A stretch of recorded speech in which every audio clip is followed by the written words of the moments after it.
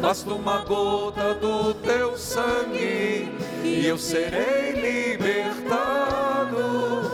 Nas tuas santas chagas vem a vitória. Filhos queridos, nós nos encontramos todas as terças-feiras para um momento mais intenso da intercessão e aproveitarmos do fruto da Eucaristia que tanto bem nos causa e nos faz. Mas as preces que recorremos e lançamos ao Senhor é fruto da nossa confiança, que o próprio Evangelho nos diz: o que pedirdes ao Pai em meu nome, Ele vô-lo concederá. Por isso a devoção das Santas Chagas, que hoje é enfatizada, é para todos os dias, seja no terço das Santas Chagas, seja na novena das Santas Chagas. E digo a vocês, clame essa gota do sangue de nosso Senhor, na sua paixão, morte e ressurreição, como nós temos visto nas leituras de Apocalipse, o Cordeiro imolado, hoje ressuscitado, ressurrexo, aquele que vencendo a morte, continua a derramar bênçãos sobre nós. Portanto, na terça-feira é o dia que rezamos pelos doentes, com os doentes, e eu digo a quem está aqui, a quem acompanha pelo rádio, a quem acompanha pela televisão, as nossas enfermidades devem ser apresentadas ao Senhor, e este é o nosso objetivo. Hoje nós nos vestimos da cor vermelha do martírio, para lembrar São Matias. A primeira leitura, e fica fácil, quem acompanha a leitura orante no rádio, ou meus irmãos, ou 10 da manhã, ou 10 da noite, ou pelo YouTube, você pode acompanhar Padre Manzotti, 5 horas da tarde é colocado, temos os diversos aplicativos. Eu aproveito para dizer, no seu celular, baixe o aplicativo. Você que me acompanha no Brasil, fora do Brasil, mas na minha região é difícil, tem hora que eu não consigo, baixe o aplicativo da Obra Evangelizar. Você vai lá no seu store, vai lá e baixa o aplicativo Evangelizar. É preciso que tenha as Santas Chagas e nunca lhe falta recursos. Eu dizia que nós paramos com os salmos, a salmodia, para fazer agora no tempo pascal, uma leitura orante dos Atos dos Apóstolos. Então, nós já lemos e meditamos Matias. Quem lembra de São Matias? Pouquíssima gente. Quantos eram os apóstolos de Jesus? Se não mudou, 12. Um deles, Judas Iscariotes, no momento precipitado de desespero, por isso eu sempre digo, desespero é ausência da fé. Queridos filhos, Judas Iscariotes, que não soube e não conseguiu acreditar que Jesus era capaz de perdoá-lo, se matou, e ficou 11. O texto dos Atos dos Apóstolos, que nós lemos na leitura orante, mas hoje foi proclamada, capítulo 1, versículo 15 seguintes, nos fala que Pedro se levantou, foi uma posição de Pedro, a igreja apostólica, a igreja que nasce. Irmãos, é preciso, vamos recolocar que componha os 12. Por que era importante os 12? Não é um número qualquer. E por favor, ninguém vai dizer que o padre disse para jogar no bicho ou para jogar na Mega Sena. Já deu, aqui já foi acumulada, deu. Pena que eu não ganhei, que aí a gente compraria todas as TVs para evangelização. Mas, por que o 12 é importante? Porque Jacó teve filhos. Quantos? Dentre eles quem? José do Egito. José do Egito, 12. As 12 tribos, 12 pedras que eram colocadas para o sacrifício. Portanto, 12 significa a totalidade. E eles estavam mancos, faltava um. Qual o critério? E aqui é impressionante, porque nós somos chamados a nos avaliar, até na liderança que exercemos. E este também é o critério, às vezes, para darmos a liderança a alguém. Quem exerce liderança tem sempre que se autoavaliar. E sempre esse é um critério para a minha e a tua avaliação, sendo líder ou não. O que é que Pedro esperava desse homem? Homens que nos acompanharam durante todo o tempo em que Jesus Cristo vivia no meio de nós, a começar pelo batismo de João até o dia em que foi elevado ao céu. Você vai dizer, mas então ninguém se habilita, ninguém é apto. Claro, ninguém acompanhou Jesus desde o batismo até a ressurreição, mas podemos acompanhar, e um dos critérios é conhecer Jesus. O que é que Pedro está querendo? Que dentre os homens escolhidos, alguém que conheceu Jesus. Eu pregava esses dias, podemos dizer, meu Deus, se eu fosse Pedro, se eu fosse um dos apóstolos, que graça. Mas eu diria que Jesus hoje manifestado a mim e a você, é muito maior do que o Jesus manifestado nos 3 anos de vida aos apóstolos. Nós somos mais bem-aventurados do que eles o foram. Então, o conhecimento de Jesus. Talvez hoje, o grande questionamento nosso, qual o nível de conhecimento que eu tenho da pessoa de Jesus Cristo? Você vai falar, mas como assim conhecimento? Aqui eu estou dizendo estudo mesmo. Estudo, formação, leituras bíblicas, leituras espirituais. Meus irmãos, eu falei hoje no rádio, eu repito, eu estava dizendo, adquiram o livro o Poder Oculto, ou seja outro, batalha o que quiser, e indiquei como uma boa leitura, porque eu dizia que eu ganhei um livro, e geralmente quando eu ganho, vai na ordem de sequência. Eu comecei a ler e desisti. Lembrei de Santa Teresinha. Santa Teresinha estava lendo um livro, e o diretor espiritual dela disse, não leia, ele não é bom. E eu comecei a ler esse livro, que ganhei de uma pessoa, e vi que não era muito católico. Falei, não, já me dá muito trabalho de eu ser fiel a Deus, agora eu vou enfiar coisa que não presta na minha cabeça. Larguei mão. Conhecimento de Jesus, filho, se você, não importa, você fala, mas eu mal sei ler, eu tenho dificuldade, tem tantos cursos, tantas formações. Se você perceber, como faz mais de uma década que eu estou no rádio, ensinando a Bíblia, Dom Peruso, tem no programação da TV Evangelizar. Por favor, maior conhecimento intelectivo da pessoa de Jesus Cristo. Então aqui, ver programas, aprender conteúdo.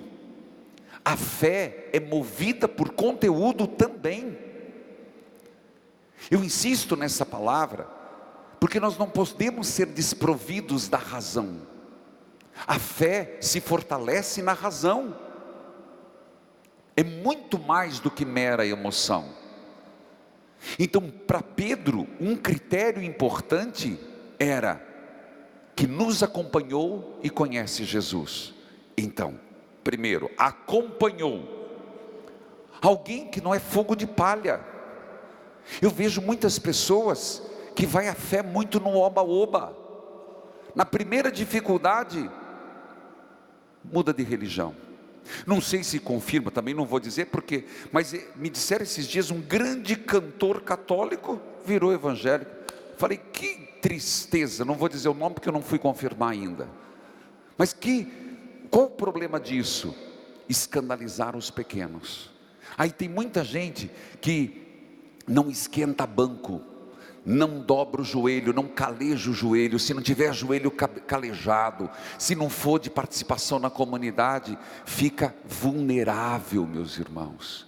Então, acompanhar a vida da igreja, acompanhar os apóstolos, a igreja apostólica. Segundo, repito de novo, qual o seu nível de conhecimento da pessoa de Jesus Cristo. E aqui não é só a experiência, que estou falando da experiência que todos temos que ter de conversão. Estou falando além da conversão, do conhecimento da vida, da proposta, dos milagres, dos discursos, dos princípios.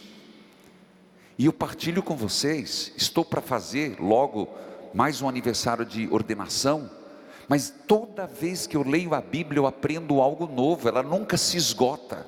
Então, por favor, acrescente no teu dia a dia uma leitura da Bíblia. Adquiram, não estou falando para vender livro não, porque seja meu.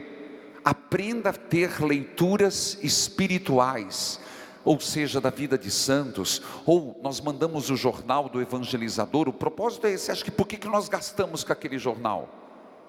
Não é barato. Além da impressão, além de quem produz, mandar pelo correio, mas é para que leia, porque nós temos que ir colocando conteúdo de Deus na cabeça. Escuta que eu estou lhe dizendo. Se nós ficarmos só no conteúdo humano, só no conteúdo de novela, de fofocalizando lá, que tem cheio de fofoca da vida alheia, tudo bem, você vai ficar medíocre, superficial, vazio e egoísta. Agora, nós temos que ir colocando o conteúdo de Deus. E toda liderança, aqui eu quero falar para os lideranças, e eu sei que eu não falo só para o santuário, falo para o Brasil inteiro. Qual a última formação que você fez? Qual o último livro que você leu? Qual o último artigo de religião que você leu? Qual o último site católico que você entrou para aprender um pouco mais? Não paga nada, é só entrar no site, é só ler um pouquinho sobre a igreja. Isso nos faz bem, e isto, repito, é um critério para melhor seguirmos a Jesus. Eu tenho muito medo de lideranças, não importa o grau da liderança, de padres, mas não quero eu falar mal, mas de pessoas que não estudam a pessoa de Jesus Cristo. Nós vamos estar juntos, né? Eu quero convidar amanhã à tarde. Amanhã à tarde nós vamos fazer um momento do Espírito Santo sobre carismas. Eu não vou falar de dons, vou falar de carismas. E nós estaremos juntos, porque são 50 anos da renovação carismática católica, vai ser aqui no estúdio. E meus irmãos, eu sempre digo, a RCC tem a formação dos ministérios, não tem os seminários de vida. Eu pergunto, qual é o último seminário que você participou? Se você é de uma pastoral, eu vou questionar pesado hoje. As suas reuniões é mais discussão ou tem formação? Às vezes gasta-se um tempo tremendo batendo boca. Talvez na sua diocese não seja assim, padre, mas eu vejo, chega numa reunião, reza-se pouco, uma Ave Maria Malemar. Quando vai ler a palavra de Deus, acabou, e depois, problemas, brigas. Há reuniões que não deveriam acontecer, outras que se acontecem são prejudiciais. Formação. Então amanhã, já aproveito convidar, né, Dulce? Às 15h30 teremos uma formação sobre os dons do Espírito Santo. Filhos queridos, tem mais? Terminou não. A primeira leitura fala de Matias, mas tem mais um critério. Apresentaram Barsabás, José e Matias. Veja a oração que fizeram. Senhor, Tu que conheces os corações de todos, e isso Deus conhece. Deus não olha a aparência, Deus não olha a fachada, Deus não olha o verniz. Deus, Tu conheces os corações de todos, mostra-nos qual desses dois escolhestes para ocupar este ministério apostolado no lugar que Judas abandonou para seguir o seu destino. Eles tiraram a sorte e recaiu sobre Matias. Eu vou guardar um comentário sobre a forma que escolheram, mas é muita fé, fé no Espírito Santo. Mas Deus conhece os corações. E aqui faço um segundo apelo. Meus irmãos, não queiramos aparentar algo que não somos. Por isso que eu falava, quanto mais conhecemos Jesus, mais nos configuramos a Ele. Sabemos que o que aconteceu nos Atos dos Apóstolos é um desdobramento do que quis Jesus. Por isso o Evangelho de hoje vai nos disse o quê? Amai-vos uns aos outros. O Evangelho de hoje nos foi tão claro em dizer: eu já não vos chamo servos, mas amigos. No momento oportuno, que não é agora, aprofundemos essa intimidade com Jesus. Você vai dizer: mas hoje o senhor não falou de amizade, o senhor falou de conhecimento. Ora meu filho, como eu posso ser amigo de alguém se eu não conheço esse amigo? Como eu posso ter intimidade se eu não conheço? Se Jesus nos quer amigos, Ele quer se revelar. E aqui termino, algo que é muito importante, algo que Jesus disse: eu vos mandaria o Espírito Santo, que vos revelará muitas outras coisas. E aqui me lembro de uma leitura que diz assim: como eu queria, Deus dizendo, sentar-me contigo e te revelar muitas outras coisas escondidas. É do Antigo Testamento, que ainda não sabes sobre mim. Isso é amizade. Amizade, no nosso plano, todo cheio de defeitos, se faz, nós sabemos disso, nas dificuldades, nas tormentas. E Deus dizendo: como eu queria me sentar ao teu lado. Se não me engano é de Jeremias, não me vem agora. 33:3, muito bem, Ironi. Eu não tenho vocação para ser pastor não, eu gravo, eu sou muito bom de texto, eu leio uma vez não esqueço, mas me põe número na cabeça é um desastre. Mas eu lembro desse texto na minha meditação: eu quero sentar-me contigo e te revelar muitas outras coisas que você não sabe sobre mim. Eu já não vos chamo servos, mas amigos. Matias, que segundo a tradição, e uma tradição muito segura, porque alguém, esses dias eu corrigi, alguém dizia assim: mas isso não está na Bíblia. Já aproveito para dar uma descascada. Não está na Bíblia. Não está na Bíblia, mas está na tradição. Se você só acredita que não está na Bíblia, você não é católico. Quem acredita só o que está na Bíblia, eu não estou desmerecendo, é luterano e protestante, que vem de Martim Lutero, só a palavra. Nós acreditamos na palavra e na tradição vivida. Na tradição vivida, São Matias foi pregar da Judéia na Capadócia, e da Capadócia ele foi para uma região da Ásia, retornou para Jerusalém, e bem no período em que os imperadores perseguiram o cristianismo como uma seita do judaísmo, então era perseguição do Império Romano e era perseguição dos judeus, Matias foi apedrejado e decapitado, martirizado, por isso vermelho.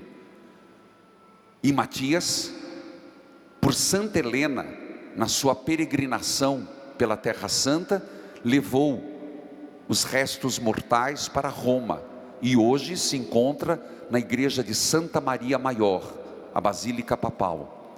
E uma parte dos restos mortais foi para a Alemanha, pois a Alemanha tem São Matias por padroeiro.